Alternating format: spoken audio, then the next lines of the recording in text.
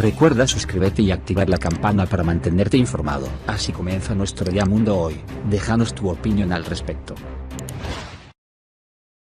Antonio Ledezma pidió una intervención militar en Venezuela, que participe en Estados Unidos, Colombia, Brasil y la Fuerza Armada. El líder opositor recibió a Mundo Hoy y analizó la profunda crisis que atraviesa el país caribeño. El chavismo terminó siendo una secta, afirmó el exalcalde de Caracas, hoy exiliado en España. Desde Madrid, la primera en llegar es Mitzi Capriles. Es una mujer encantadora y distante que nos conduce a un discreto café hasta que su esposo llega, vestido de manera impecable. Cuida las formas. No por casualidad él tiene 51 años en la política. No duda en afirmar que está de acuerdo con la intervención militar en Venezuela y sin desparpajo asume que es el momento de doblegar los egos de los políticos de oposición. Yo prefiero ver a los militantes del sur participando en elecciones que volando puentes. Él es Antonio José Ledezma Díaz, el político venezolano de mayor referencia en España. Es un convencido de que Venezuela se va a recuperar. Fue dirigente estudiantil desde que ganó ser delegado de curso en primer año de bachillerato.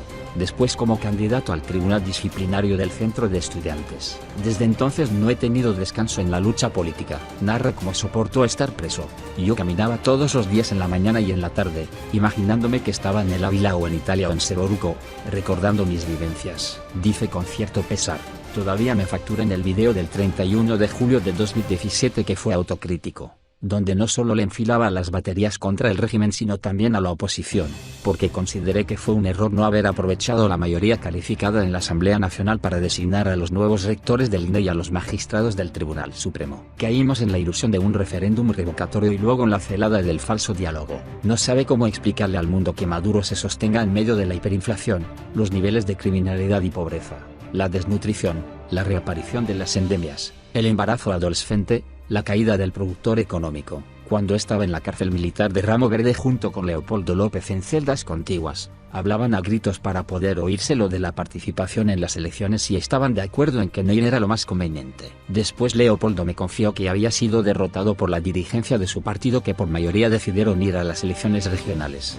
Error que nos costó mucho. Asegura que responde los tweets y mensajes de texto. Es un convencido de que el chavismo terminó siendo una secta. El chavismo terminó siendo una secta signo de interrogación abierta. Cómo armonizar las profundas diferencias entre la dirigencia opositora, que no permiten ni siquiera una rueda de prensa o un comunicado juntos. Eso se logra con una unidad de propósito que se cristaliza con una agenda de lucha, con objetivos definidos, con una estrategia, organización y disciplina. Una de las virtudes de Juan Guaidó es que logró plantear una hoja de ruta que es aceptada por todos los factores de la oposición. Tiene como aspecto relevante luchar contra el fin de la usurpación. El gobierno ha desacreditado a dirigentes de oposición, los colocó bajo sospecha de que negocian, son corruptos, hacerles dudar de sus compañeros, etc. ¿Se le ha acercado a alguien del gobierno para tratar de hacerlo caer en esas maniobras? La mejor manera de evitar que prosperen esas artimañas es actuando con la mayor transparencia. Mira, el diálogo no es malo per se, lo malo es cómo se hace. Haber aceptado moderadores que eran operadores de Nicolás Maduro como Samper y Zapatero,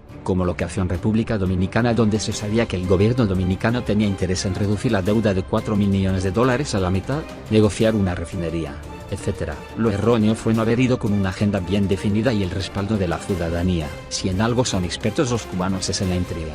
Ellos están quebrados en todos los rubros y no producen ni caña de azúcar, pero son expertos en preservar el poder. A mí nunca me han intentado manosear ni acariciar. Cuando fui a Miraflores el 18 de diciembre de 2013 tuve una posición muy firme, junto con los compañeros alcaldes Daniel Ceballos, Alfredo Ramos, David Molansky, Enzo Scarano y otros. Signo de interrogación abierta. ¿Amenazas? Más que amenazas. Terminé más de una vez en un centro hospitalario.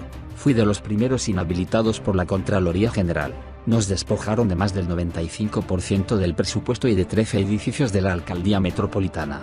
Hice huelga de hambre. Tuve amenazas de secuestro contra mí y contra el personal. Y terminé más de 1000 días preso. Unos en el helicoide, unos meses en Ramo Verde y después mi casa por cárcel. Nos mordió fuerte la tiranía. Signo de interrogación abierta. ¿Cómo fue su experiencia en el helicoide? ¿Ya se había implementado ese proceso en el que Maclé lideriza las extorsiones? Veamos. Llegué al helicoide el 19 de febrero del 2015 a las 5:30 de la tarde, hasta las 11:30 de la noche, en que le permitieron a Mitzi visitarme con el abogado. Estuve en la sala técnica, que tenía 21 pasos, llena de escritorios, chalecos antibalas, radios transmisores. Después recorrí un pasillo en una media luna en penumbras. Marcando el paso iba un personaje apodado el Perro con un manojo de llaves. Me consiguió unas monografías, un libro de Barroso y me dio un yogurt, que me dijo, se lo envía a Macleod. Dormí lo poco que pude, a las 4 de la tarde me llevaron a los tribunales y de ahí a Ramo Verde. Signo de interrogación abierta. Usted no ha podido incidir en ese grupo de dirigentes opositores para que depongan actitudes en favor del país. He hecho todo lo posible por fraguar la vida, he dado mi contribución desde los tiempos de la Coordinadora Democrática, pero el régimen ha venido rebanando los liderazgos. Quizá por esa franquicia cubana, que ha mantenido durante 60 años esa entelequia llena de fracasos. Este es el momento de trabajar con visión unitaria para librarnos de la tiranía y, después que salvemos a Venezuela de estas mafias, disputámonos el liderazgo porque eso es normal en una democracia. Este gobierno debería haberse caído hace tiempo. Cuando me preguntan qué sostiene a Maduro, creo que los errores de la oposición. Debajo del cielo de la oposición todos tenemos cabida. No obstante surgen las diferencias. Este es el momento de trabajar con visión unitaria para librarnos de la tiranía. Signo de interrogación abierta. ¿Cuáles? Por ejemplo, hay cosas que la gente no sabe. A finales de diciembre y hasta enero comenzamos con unos debates porque había factores que no estaban de acuerdo en que Juan Guaidó asumiera plenamente el artículo 233, pero no por eso los voy a llamar traidores o vendidos. Propusimos reeditar la lucha de calle con un gran paso audaz que fue el que hizo Guaidó el 23 de enero. Había gente que defendía el diálogo, pero nosotros advertimos, con cartas privadas, desde mayo de 2016, que si se quería dialogar lo hiciéramos designando moderadores. Si ellos quieren a Zapatero, propongamos a Felipe González. Si insisten con Samper, propongamos a Pastrana. En el caso de África no es que Mandela fuera una santa paloma, estaban volando puentes. Tenían gente armada con cañones y metralletas en una lucha de resistencia.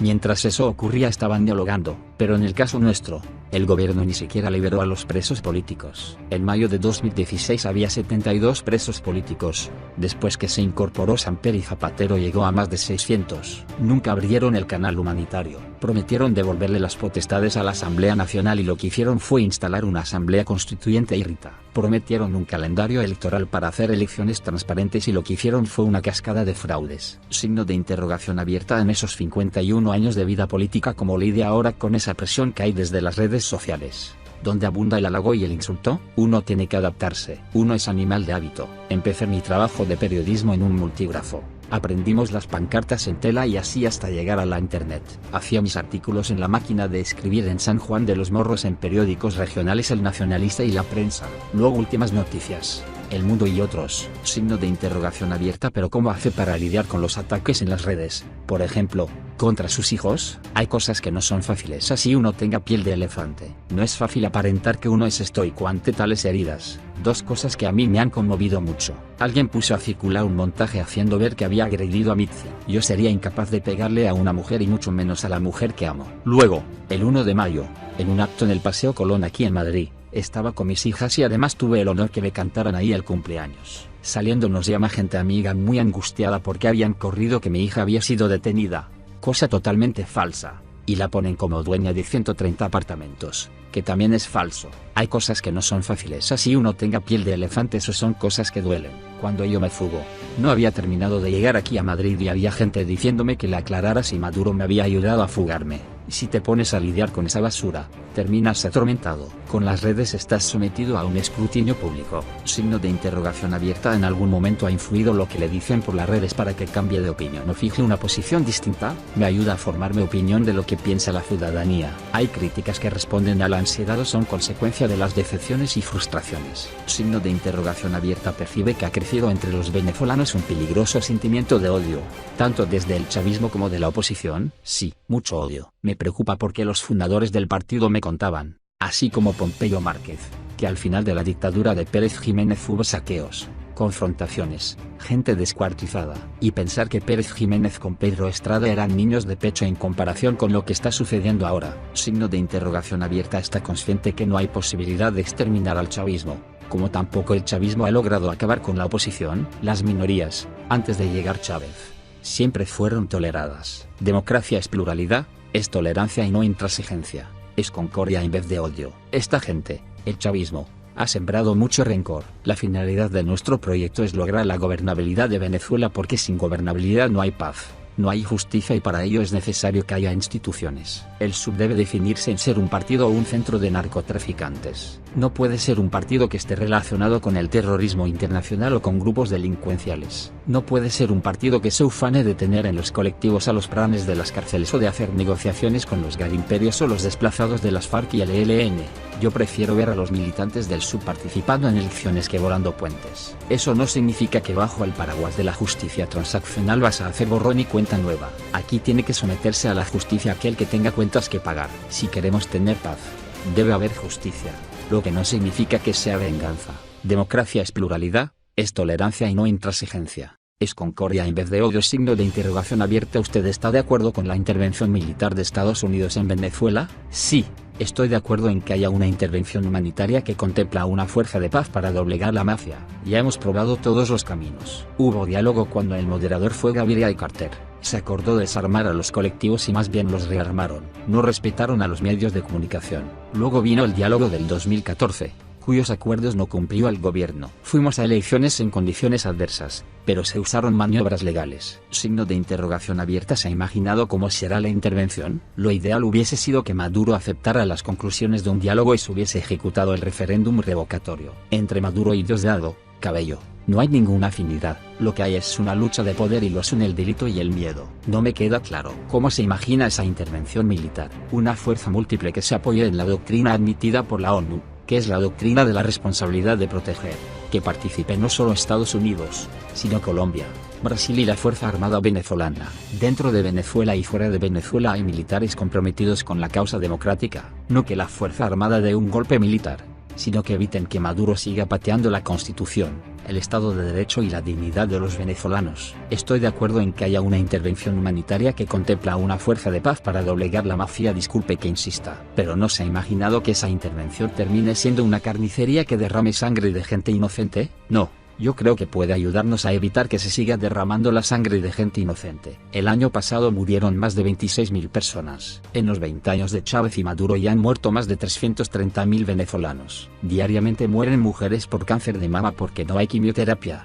Mueren niños por falta de alimentos. Enfermos renales, seropositivos o gente con simple enfermedad respiratoria. En Venezuela operan más de 18.000 bandas amponiles. Hay una corporación criminal con colectivos, planes, para sindicatos, los grupos parapoliciales y paramilitares, FBI, ANPA controlando las instituciones. Signo de interrogación abierta. ¿De qué vive usted aquí en España? Tengo una familia que responde por mí. Si no tuviera una mujer como Mitzi que me ayude, sería imposible sostener la familia. Además tengo otra parte de mi familia, que son mis 6 hermanos italianos. Mi padre dejó la instrucción antes de morir en el 2004, que se ocuparan de Tonino como me llaman allá. Ellos se ocupan de las empresas que dejó mi padre y responden por mí. Me han ayudado las fundaciones con mis viajes, y no necesito lujos.